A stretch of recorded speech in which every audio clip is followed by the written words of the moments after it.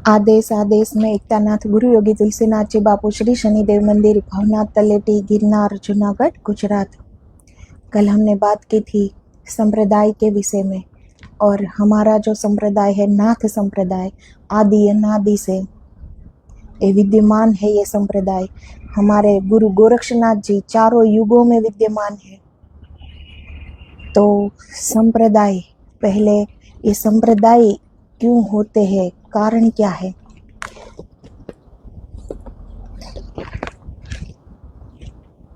धर्म हमारे भीतर है और हम बाहर ढूंढते हैं, संप्रदायों में ढूंढते हैं, दूसरों की उधार सोच लेते हैं। अब कोई भी कुछ भी कहेगा तो अपने सोच के मुताबिक कहेगा ना, अपनी जितनी सोच होगी उतना ही कहेगा।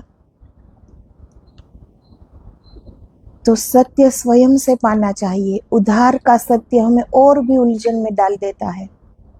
धर्म खोजो अपने भीतर खोजो, सत्य खोजो अपने भीतर खोजो। संप्रदाय के पीछे क्यों पड़ना? पक्ष कोई भी हो, निष्पक्ष हुए बिना सत्य नहीं मिल सकता। ये जो बाहरिक फिर ये लड़ाई झगड़ा होता है ना, अहंकार बढ़ता है कि मेरा धर्म श्रेष्ठ है, कोई कहता है मेरा धर्म श्रेष्ठ है। तो संप्रदाय होते हैं, लेकिन वो रास्ता दिखाने के लिए चलना स्वयं पड़ता है ना। तो सोचना भी स्वयं पड़ता है कि क्या सही है क्या गलत है। रास्ते अलग अलग है लेकिन मंजिल एक ही है। किसी को जप अच्छा लगता है, ईश्वर का नाम अच्छा लगता है, किसी को कीर्तन अच्छा लगता है, कोई ध्यान के द्वारा जाता है। रास्ते सबके अलग अलग है लेकिन सबकी मंजिल एक है। तो जब तक हमारे आत्मा का परमात्मा से मिलन ना हो जाए तब तक हम कुछ जानते नहीं, और हम कुछ जानते नहीं इसीलिए दूसरा जो कहता है हम वो मान लेते हैं। तो फिर अगर जानने की इतनी उत्कंठा उठे तो हमारे भीतर ही उनके उत्तर है, तो स्वयं क्यों न जाना जाए? तो धर्म को मत खोजो, खोजो स्वयं को। पहले खुद को पहचानो कि मैं कौन हूँ, कहाँ से आया हूँ। ये जो हमारे मन में बहुत सी तरंगे उठती है ना प्रश्नों की, तो एक ही प्रश्न पूछने जैसा है। स्वयं को पूछो कि मैं कौन हूँ, एक ही प्रश्न है पूछने जैसा, और उनका उत्तर हमारे ही भीतर मिलेगा। धर्म तो फिर अपने आप मिल जाता है। धर्म क्या शास्त्रों में है? नहीं, शास्त्र तो है मृत और धर्म है जीवंत स्वरूप। तो शास्त्र में जो लिखा है वो हर एक बात सत्य है, लेकिन जब तक हमारी अनुभूति में नहीं आती तब तक तो हमारे लिए वो एक शब्द ही है ना। जब तक हमने स्वयं नहीं जाना तो शास्त्र में जो लिखा हुआ है हर एक बात सत्य है, लेकिन जब तक हम साक्षी न बन जाए, ये हमारी अनुभूति ना हो जाए कि हम साक्षी बन जाए कि हाँ वेद शास्त्र में जो भी लिखा है वो एक एक शब्द सत्य है, तो वो सत्य सिर्फ हम पढ़ते हैं, जाना नहीं है अभी। तो धर्म है जीवंत स्वरूप, वह शास्त्रों में कैसे हो सकता है? धर्म क्या संप्रदायों में है? नहीं, संप्रदाय है संगठन, और धर्म तो है निज की अत्यंत निजता। अब हम किसी संप्रदाय में गए तो वहां भीड़ ही एक संगठन होगा ना, भीड़ ही इकट्ठी होगी। वहां क्या हम एकाग्रता पा सकेंगे? वहां क्या हम अपने भीतर उतर पाएंगे? तो संप्रदाय क्या है? वो एक संगठन है। और धर्म क्या है? धर्म है निज की अत्यंत निजता। उसके लिए स्वयं के बाहर नहीं भीतर चलना आवश्यक है। और हम संप्रदायों में धर्म में हम कहाँ जाते हैं? बाहर की ओर जाते हैं। ईश्वर को हम बाहर की ओर खोजते हैं। खोज हमारी गलत है। ईश्वर कहीं खोया हुआ नहीं है, वो तो हर जगह वो है। खोए हम है, तो हमें स्वयं को पाना है। ईश्वर तो पाया हुआ ही है। जब हम स्वयं को पालेंगे तो हम भी वो ईश्वर को देख पाएंगे। धर्म स्वयं की श्वास श्वास में है, बस उसे खोलने की दृष्टि नहीं है। धर्म स्वयं के रक्त की बूंद में है, बस उसे खोजने का साहस और संकल्प नहीं है। ऐसा नहीं है कि सबको जानना नहीं है, सबको जानना है, सबको पाना भी है। लेकिन उत्सुकता कितनी थोड़ी देर रहती है। किसी से सुन लिया तो ये मानने लगते हैं कि अब हमें तो पता है क्या करना है, किस रास्ते जाना है, क्या होता है, हमें पता है। तो पता होने से क्या होगा? कहीं भी अब हमें गिरनार पर जाना है, दत्त भगवान के दर्शन करने हैं, गुरु गोरक्षनाथ जी भगवान के दर्शन करने हैं, तो पता तो सबको है कि गिरनार पे पहली अंबाजी की टूक आती है, फिर गुरु गोरक्षनाथ जी की टूक आती है, फिर दत्त भगवान की आती है। पता तो सबको है, लेकिन जो वहां जाए अनुभव तो उसे होगा ना कि वहां की ऊर्जा कैसी है, वहां दर्शन करने से क्या प्राप्ति होगी। वहां पहुंचकर पता चलेगा ना वो गिरनार की महिमा क्या है। तो जानना सबको है, लेकिन परिश्रम नहीं करना, खुद स्वयं नहीं जानना, दूसरों का उधार ले लेते हैं हम और मान लेते हैं कि हम तो जानते हैं सब कुछ। और यही भ्रम हमें आगे बढ़ने से रोक लेता है, क्योंकि अब तो पता है कि जानते हैं तो कुछ खोज बाकी नहीं रहती। धर्म तो सूर्य की भांति स्पष्ट है, लेकिन आंखें तो खोलो। धर्म तो जीवन है, लेकिन शरीर की कब्रों से ऊपर तो उठो। धर्म जड़ता नहीं है, इसलिए सो नहीं, जागो और चलो। जो सोता है वह खोता है, जो चलता है वह पहुंचता है, जो जागता है वह पाता है। धर्म पंथों की नाव के पीछे क्यों पड़े हो? स्वयं तैरना ही एकमात्र मार्ग है। सत्य स्वयं ही पाया जाता है, कोई और उसे नहीं दे सकता। सत्य के सागर में स्वयं ही तैरना है, कोई और सहारा नहीं है।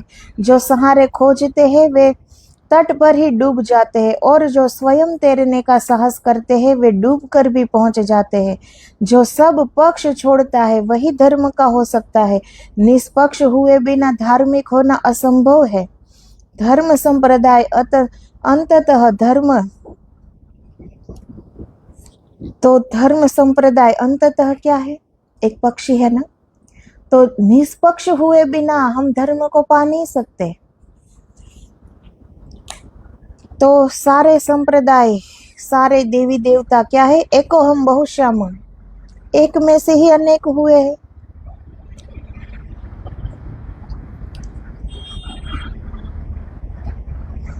तो वेद, उपनिषद, मनु संहिता, महाभारत, रामायण, स्मृति पुराण आदि सभी शास्त्रों में इस सनातन धर्म की विविध भाषा में विविध प्रकार की विशद व्याख्या है। जितने भी हमारे पास ग्रंथ है उन सब में रास्ता है कि कैसे पहुंचा जाए, लेकिन हम पढ़कर बैठ जाते हैं तो उसमें भी विविध प्रकार की विशद व्याख्या है। सबने अपने अपने अनुभव की बात लिखी है। जब अनुभूति होती है तो वो शून्य में होती है, बड़ी मौन घटना है, उनके लिए कोई शब्द बने नहीं है, लेकिन फिर भी जग हितार्थ है, संतों ने कृपा की है और ये वेद शास्त्र हमें दिए।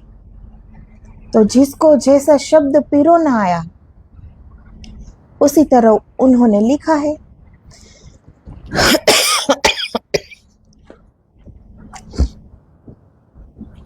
इसी का नाम है भारतीय संस्कृति। इस सर्व भारतीय, सर्व मानवीय सनातन धर्म का प्रचलित नाम है हिंदू धर्म। हमारे देश में बहुत से धर्म है, संप्रदाय है। उनके आचार्यों में धर्म के प्रचार में अद्भुत मेधा शक्ति, बुद्धि, पांडित्य और संगठन शक्ति होती है। यहाँ सब स्वतंत्र है। हमारे देश में तो जिसको जो भी धर्म अंगीकार करना हो सब स्वतंत्र है, लेकिन संप्रदाय एक संगठन है और धर्म बड़ी निजी क्रांति है। ये जो यात्रा है वो स्वयं से स्वयं तक की यात्रा है। इसमें भीड़ नहीं चाहिए, इसमें संगठन नहीं चाहिए। ये बड़ी एकांकी उड़ान है। यहाँ अकेले पहुंचा जा सकता है। हमारे भीतर हमारे साथ कोई और नहीं आ सकता, हमें स्वयं भीतर उतरना पड़ेगा। ऐसे में हमारे जो सद्गुरु है वो हमारे साथ होते हैं। गुरु कृपा ही केवलम, सद्गुरु के बिना और कोई मार्ग नहीं। उनकी उंगली थाम लो, वहीं समर्पित हो जाओ, सदगुरु ने वो रास्ता देखा है, वो पहुंचा देंगे। वो भले हमें दिख ना रहे हो, लेकिन हम जब ध्यान करते, अपने भीतर उतरते हैं, तो ये उन्हीं की तो कृपा होती है कि हम अपने भीतर उतर पाते। ये कोई सहज बात थोड़ी है कि ध्यान लग जाए, ध्यान में हम अपने भीतर उतर पाए। ये कोई बहिर्मुखी यात्रा तो है नहीं कि चलो गाड़ी में बैठ गए, बाहर निकल गए घूमने फिरने, ये बड़ा सहज है। लेकिन अपने भीतर उतरना, ये बड़ा कठिन है ना। तो ये सदगुरु जी की कृपा से ही हम ये हो सकता है। तो वो हमारे भीतर मौजूद है। सदगुरु की मौजूदगी हर कण कण में है, हर जगह उनकी मौजूदगी है। तो दूसरा कोई हमारे भीतर नहीं उतर सकता हमारे साथ, लेकिन हमारे सदगुरु की कृपा, उनकी अनुकंपा, उनकी करुणा हमारे साथ बहती है, वो हमारे साथ भीतर आती है। तो डरने की आवश्यकता नहीं है कि अकेले अनजान मार्ग है, कैसे जाए। तो ये हमारे जो भीतर का मार्ग है ना परमात्मा तक का, वो बिल्कुल ही अनजान नहीं है, बड़ा जाना पहचाना मार्ग है। लेकिन हम सदियों से वहां से दूर चले गए ना, इसलिए भूल गए हैं। तो डरने की आवश्यकता नहीं है। इस मार्ग पे तो कोई अकेला नहीं है। संसार में तो इतनी भीड़ में रहने के बावजूद सब अकेले हैं, लेकिन इस मार्ग पर कोई अकेला नहीं। सदगुरु की कृपा, और जितनी भी महान आत्माएं ये कर गई है, प्राप्ति की है, उन सब की दृष्टि हम पर रहती है, उन सब का आशीर्वाद हम पर रहता है। तो इस मार्ग पर हम बिल्कुल भी अकेले नहीं है कि डरने की कोई वजह ही नहीं है।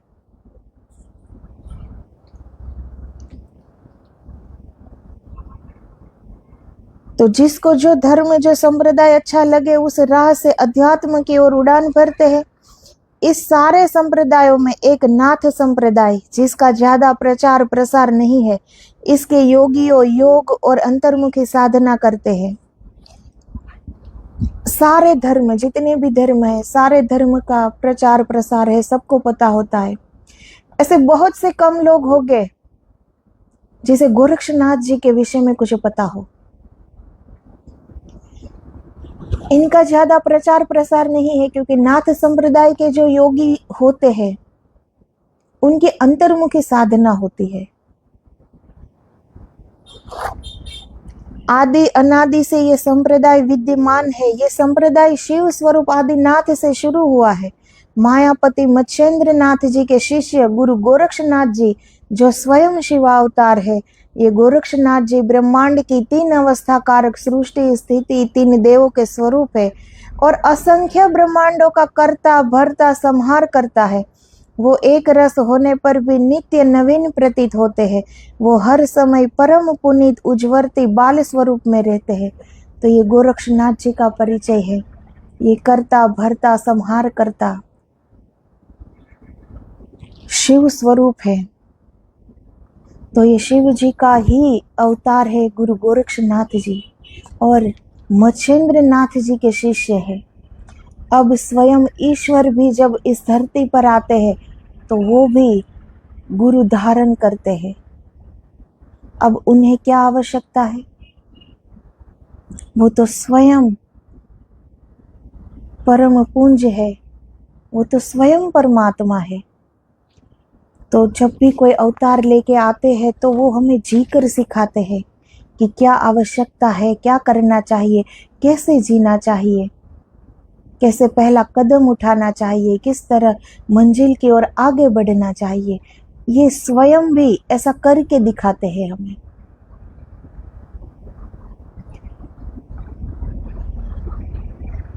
और सबको ये पता है, राजा भर्तृहरि, कोई कमी थी क्या वैभव की, सुख संपदा की? गोरक्षनाथ जी 18 साल लगे भर्तृहरि जी को वापस ले जाने के लिए, सांसारिक सब मोह छुड़ाने के लिए। लेकिन गोरक्षनाथ जी नहीं थके। सदगुरु कभी नहीं थकते। सदगुरु के पास स्पष्ट ध्येय होता है। कि एक जन्म लगे या 1000 पर लेके जाएंगे। तो उनके पास एक स्पष्ट ध्येय है। ऐसा ही अगर शिष्य के पास ध्येय हो जाए और उसे मिटना आ जाए, समर्पित होना आ जाए अपने गुरु चरणों में, तो ये मार्ग बड़ा सहज हो जाता है। गुरु कृपा क्या नहीं करवा सकती, फिर क्या असंभव रहता है एक शिष्य के लिए। तो सदगुरु स्वयं कितना भी सह लेते हैं। अब 18 साल लगे भर्तृहरि जी को चेताने के लिए, फिर भी वो 18 साल दिए और उनको लेकर गए। तो ऐसे होते हैं सदगुरु। हम उसे छोड़ देते पर वो हमें नहीं छोड़ते। हमें हमारा अगला जन्म हो जाता है तो हम भूल जाते हैं, लेकिन सदगुरु हमें नहीं भूलते। वो वापस आते हैं हमें लेने।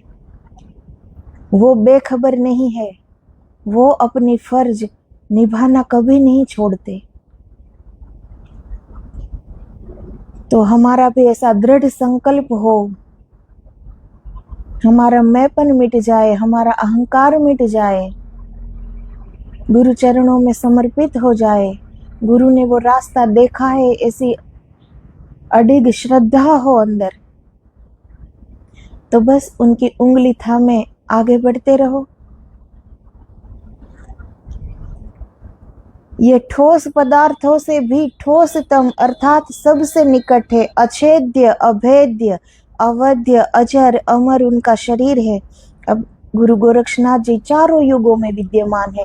अजर है, अमर है, अभेद्य है, अछेद्य है, अवध्य है, चारों युगों में विद्यमान है। जब प्राणी मात्र के कल्याण अर्थ वे योग प्रचार करते हैं, उस समय सबके लिए उनका दर्शन सुखद होता है। तो गोरक्षनाथ जी ने सबसे पहले योग की महत्ता समझाई है। तो हमारे जो शरीर की शुद्धि होती है, हमारे शरीर के अंदर की नाड़ी शुद्धि होती है, ये सब योग से होती है। प्राणायाम से, योग से हमारा मन एकाग्र होता है। तो योग एक आवश्यक अंग है इस राह पर, और इसी योग का प्रचार गुरु गोरक्षनाथ जी ने चारों ओर किया है। तो सच्चिदानंद परम ब्रह्म परम शिव स्वरूप गोरक्षनाथ जी का एक अंश में सर्व प्राणी मात्र सहित समाये रहते हैं। उनका 3 भाग स्वयं ज्योति स्वरूप है। ये साक्षात परम शिव परम ब्रह्म है, नित्य सिद्ध है। गो का अर्थ है पृथ्वी, स्वर्ग, इंद्रिय वगैरह का गो पद से स्वीकार होता है। रक्ष, ये पद का अर्थ है रक्षा करने वाला। नाथ पद गोरक्ष पद के अंत में जोड़ने से गोरक्षनाथ बना। नाथ यानी स्वामी। नेपाल और गोरखपुर उनकी तपस्थली है। गोरक्षनाथ जी चारों युगों में विद्यमान है। नाथ संप्रदाय के आदि गुरु का नाम भी आदिनाथ है। नाथ योगी लोग इनको शिव जी से अभिन्न मानते हैं। गोरक्षनाथ जी का कर्म क्षेत्र संपूर्ण भारत है। कुछ लोगों को ऐसा होता होगा ना, जब सुनते हैं कि गोरक्षनाथ जी ने 99 करोड़ राजाओं को उपदेश दिया है, उनको चेताया है, तो ऐसा कैसे हो सकता है? 99 करोड़, पहले कहाँ इतनी जनसंख्या थी? ऐसा प्रश्न होता है ना। तो गोरक्षनाथ जी 4 युगों में विद्यमान है, वो आदि अनादि है। तो पहले से लेकर सतयुग से लेकर कलयुग तक इतने तो हो ही गए होंगे। ओके, एक युग की बात तो है नहीं, ये कोई 60-17 साल जिए हो और ऐसा नहीं चेता सकते इतने राजाओं को, ये तो है नहीं। वो तो अजर है, अमर है। सतयुग से लेकर, सतयुग क्या, ये जब से पृथ्वी बनी आदि अनादि से गोरक्षनाथ जी यहाँ विद्यमान है। तो उनका कर्म क्षेत्र संपूर्ण भारत है। भारत भर में गोरक्षनाथ जी ने योग का प्रचार किया है। असंख्य संत भक्त मुमुक्षु गृहस्थ उनके ध्वजा के नीचे आश्रय लेते हैं, आध्यात्मिक साधना में निरत रहते हैं। गोरक्षनाथ जी ने मनुष्यों के योग ज्ञान के तरफ आकर्षण के लिए आश्चर्यकारक योग की महिमा प्रकट करके अध्यात्म शक्ति का महत्व प्रकट करते हैं। ब्राह्मण से लेकर शूद्र तक मानव मात्र को अपना प्रेम पहुंचाया है। पूरे भारतवर्ष में योग का प्रचार किया है।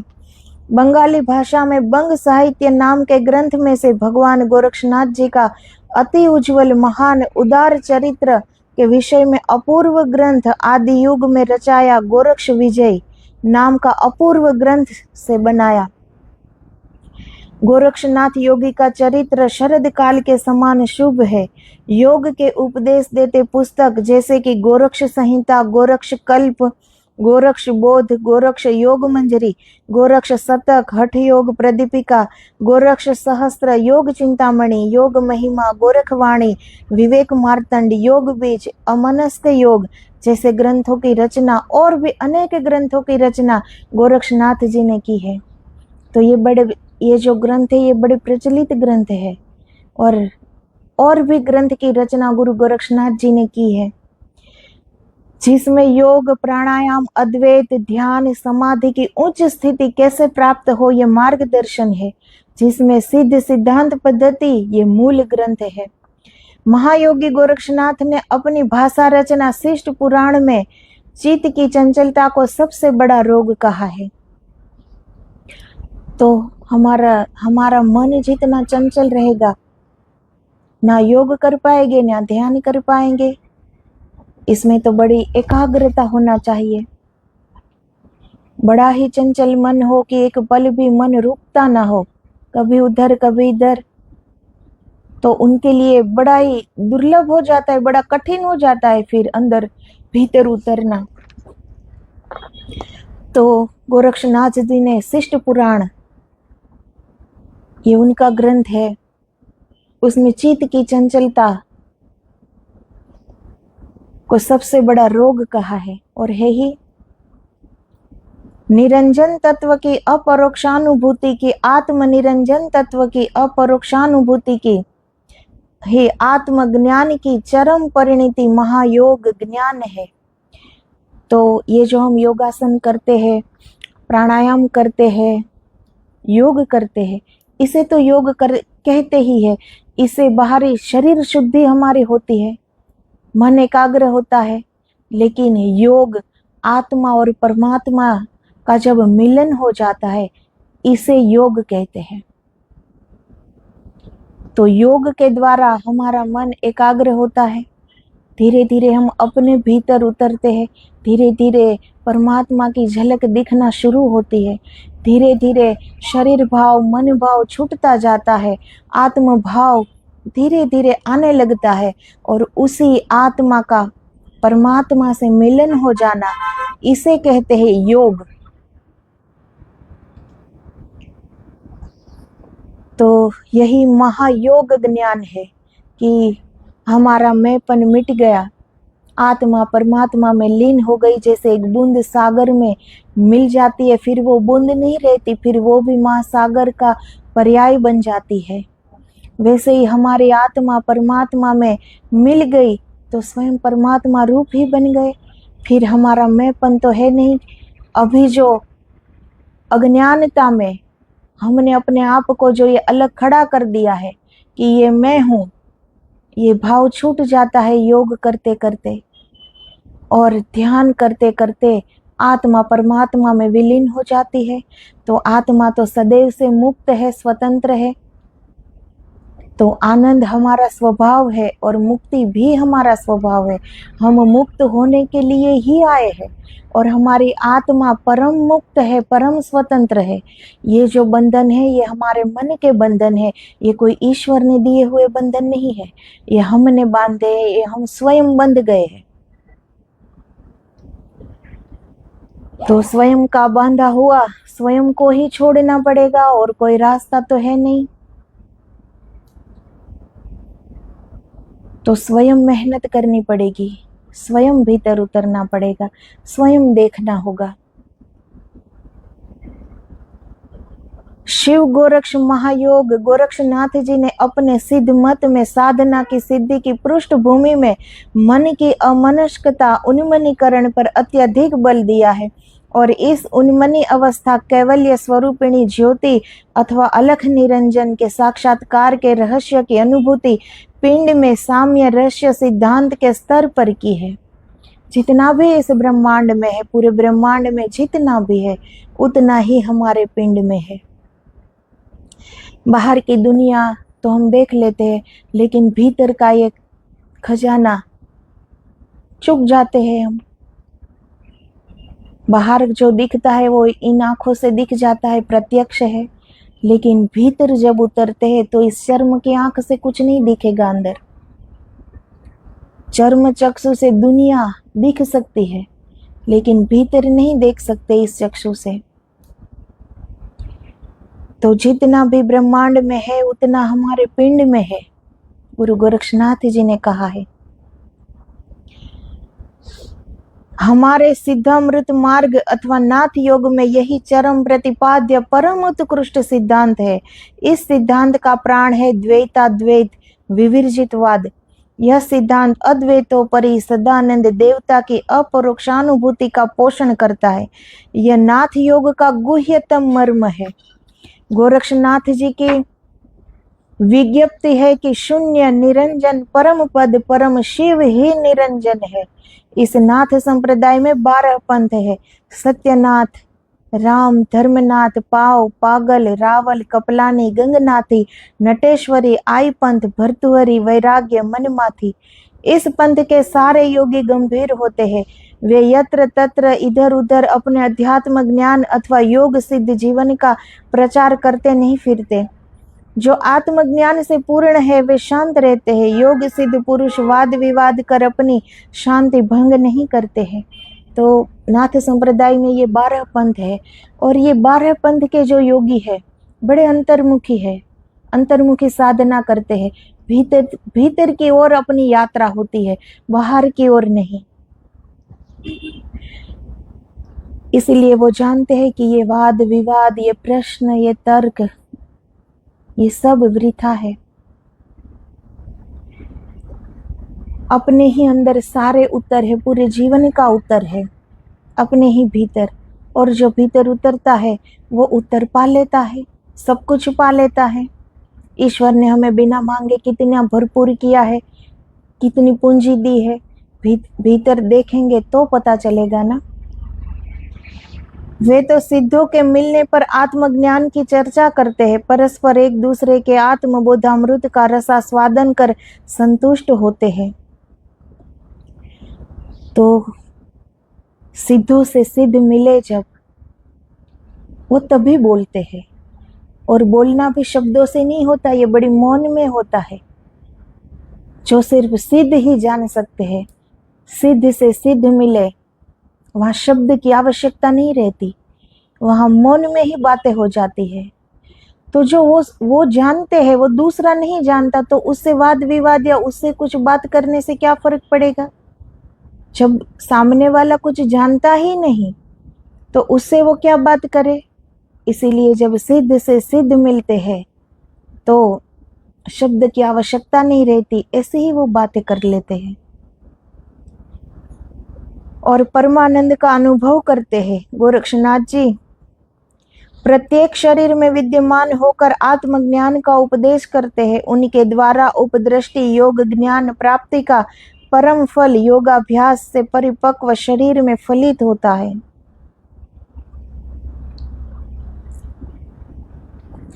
जैसे कच्चा मिट्टी से बना मंदिर हो, उसमें अगर ईश्वर की मूर्ति रखनी हो, बड़ा ही कच्चा है,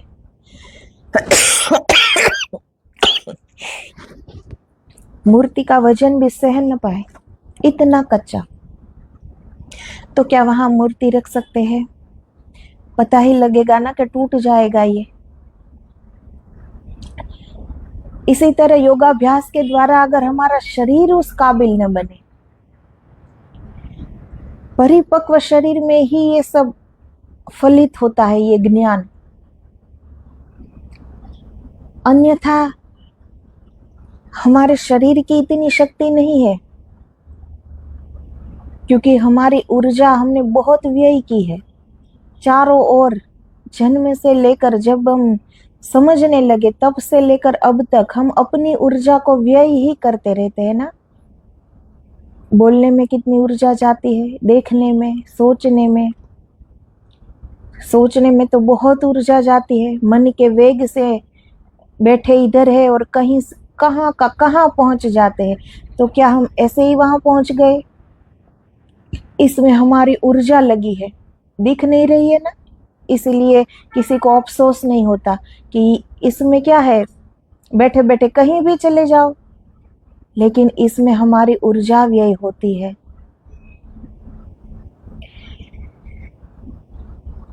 तो योगाभ्यास, जब हम योग करते हैं, प्राणायाम करते हैं, ध्यान करते हैं, तो ऊर्जा का व्यय नहीं होता।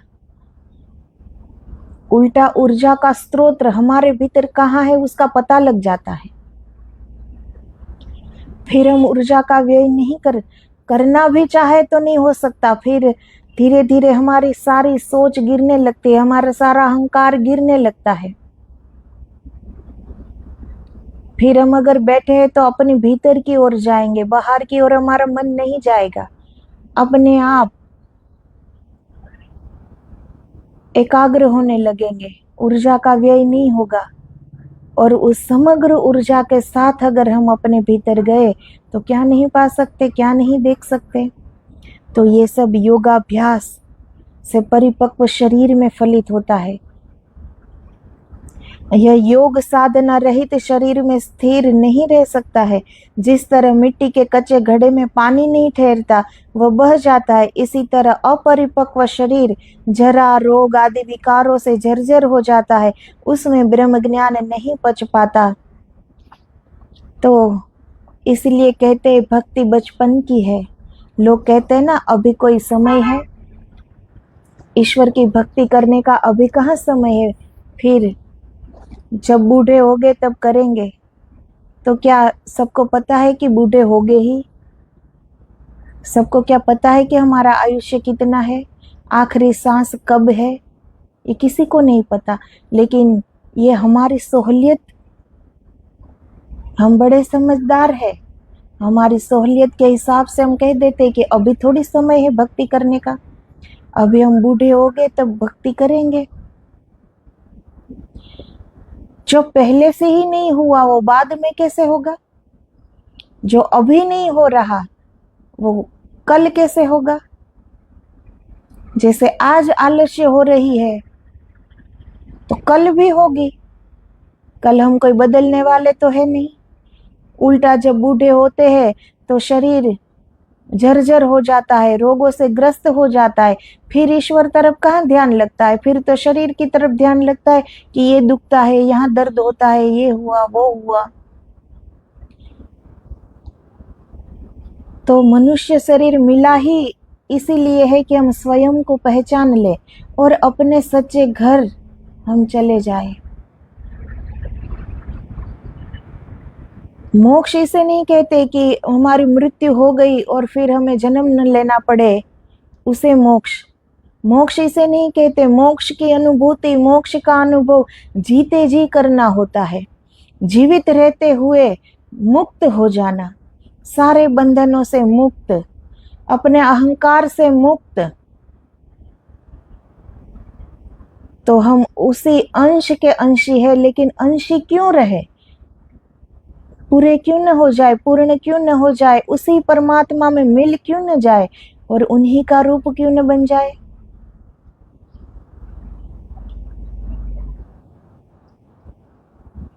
तो योग साधना में सिद्ध प्राणी के ही शरीर, प्राण और मन तथा हृदय में योग ज्ञान, आत्मज्ञान, परम तत्व ज्ञान स्थित होता है।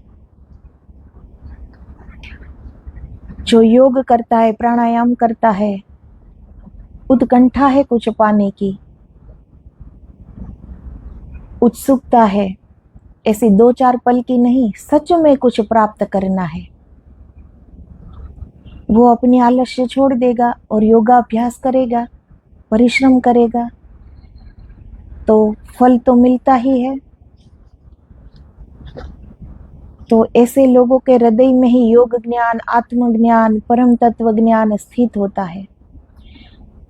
अब एक छोटी सी बात स्थित नहीं होती हमारे मन में, तो ऐसा परम ज्ञान कहाँ से स्थित होगा। एक बात भी हमें पता हो तो ऐसे मन मचलने लगता है कि कब कोई आए और बता दो। एक छोटी सी बात हम नहीं पचा सकते तो आत्मज्ञान कैसे पचा पाएंगे। ये तो बड़े दूर की बात है ना।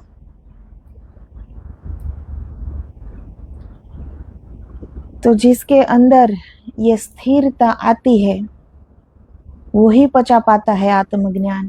जैसे कच्चे घड़े में पानी नहीं टिकता, वैसे ही इतने चंचल मन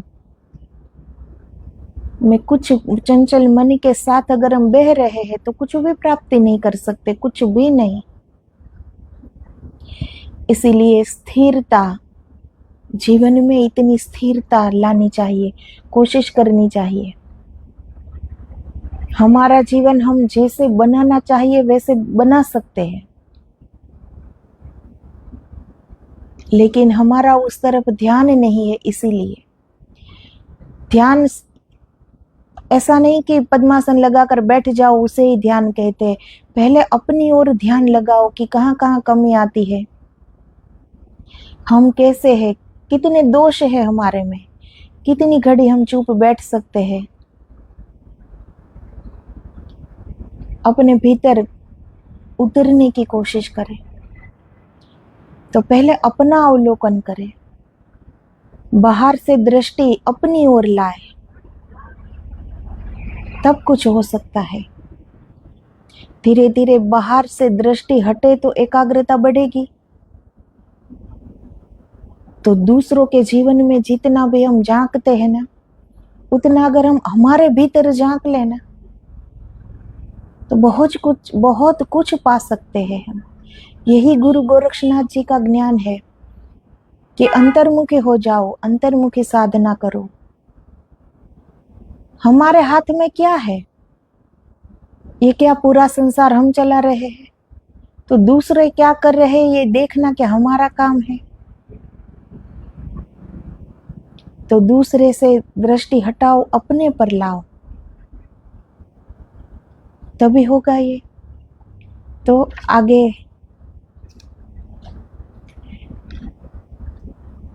गोरक्षनाथ जी कहते हैं कि इसीलिए स्वसंवेद्य तत्व अलख निरंजन निजा शक्ति में स्वरूपस्थ ओमकार ब्रह्म का अनुभव, योग साधना, कुंडलिनी, षट चक्र भेदन, नादानुसंधान और सहस्त्रार में सुषुम्ना के मार्ग से मन पवन के लय द्वारा से भी परे स्वसंवेद्य परमात्मा का साक्षात्कार करना चाहिए।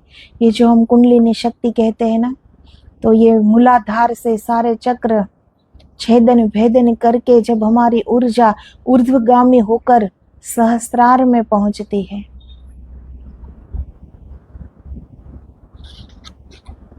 तो योगियों का यही जीवन होता है। हमें सिर्फ लगता है कि योगी हमारे बीच में है, हमारे जैसे ही है, जिसने भी कुछ प्राप्त किया है वो हमारे जैसे नहीं है। जैसे हमारे सद्गुरु, ऐसे सद्गुरु जिसने कुछ पाया हो, जिसने मंजिल को देखा हो, जो परम मुक्त हो, जो परमात्मा का ही रूप हो, ऐसे सद्गुरु हमें सिर्फ लगता है कि वो हमारे जैसे है, वो हमारे जैसे नहीं है। वो हमें लेने के लिए आए हैं, वरना वो तो आनंद को उपलब्ध हो गए हैं। उसे क्या आवश्यकता है फिर से इस शरीर का धारण करना, वापस आना? लेकिन वो आते हैं, करुणा करते हैं हमें ले जाने के लिए।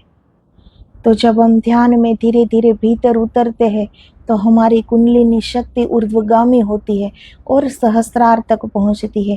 ये योगाभ्यास, जब धीरे धीरे हम योगाभ्यास में योग करते करते आगे बढ़ते हैं तो धीरे धीरे ध्यान लगने लगता है और धीरे धीरे ये सारे चक्र छेदन भेदन हम कर सकते हैं। योग सिद्धि में सद्गुरु ज्ञान के प्रकाश में परमात्मा का साक्षात्कार कर अच्छी तरह समझना चाहिए कि आध्यात्मिक ज्ञान की प्राप्ति में मन का निर्मल होना आवश्यक है, तन का योगाग्नि में पकना आवश्यक है। जब तक मन निर्मल ना हो, मन इतना चंचल हो तो कुछ नहीं हो सकता। और शरीर थोड़ा सा भी कुछ हो तो यहाँ दुखता है, यहाँ दर्द हो रहा है। अब शरीर से नजरें हटती ही नहीं, वो कुछ नहीं कर पाते। इस शरीर को तो तपोग्नि में, योगाग्नि में पूरा पकाना चाहिए। इस शरीर को, इस शरीर को हम कितना संभाले हुए हैं, जैसे सदियों जीना है इस शरीर के साथ, इतना ध्यान रखते हैं हम। लेकिन इस शरीर से, ये शरीर मात्र एक निमित्त है कि हम इस शरीर के द्वारा उस परमात्मा की प्राप्ति कर सकते हैं, और कुछ कार्य नहीं इस शरीर का। तो तन का योगाग्नि में पकना आवश्यक है। ऐसा होने पर ही गुरु के अनुग्रह से जीवात्मा कैवल्य अथवा परम पद में स्वस्थ होकर अलख निरंजन का साक्षात्कार करता है। तन योगाग्नि में पक जाए, मन निर्मल हो जाए, आत्म भाव में जीने लगे, फिर भी हम अकेले परमात्मा से हमारा मिलन नहीं हो सकता जब तक सद्गुरु न मिले, जब तक सद्गुरु कृपा न करे, तब तक ये हमारे बस की बात नहीं है। इतना कुछ हो जाए फिर भी ये हमारे बस की बात नहीं है। अभी तक तो हम शरीर से परे नहीं उठ पाते, मन से परे नहीं उठ पाते, और ये तो कैसी बात है। शरीर, मन, चित्त, इंद्रिय, आत्मा, और आत्मा के दहर से जो उठती है ना जिज्ञासा, तब तो हमें सिर्फ पता लगता है कि क्या करना चाहिए, कौन से रास्ते जाना चाहिए, और ये हमें पता लगता है कि ये करना चाहिए, इसीलिए ही हमें ये जीवन मिला है।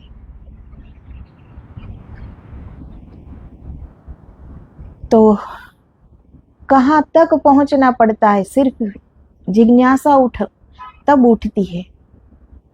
तो अभी शरीर के तल पर हम जी रहे हैं, मन के तल पर हम जी रहे हैं, तो कितनी लंबी यात्रा है, और कितने जन्म लगेंगे फिर आत्मा तक पहुंचने के लिए।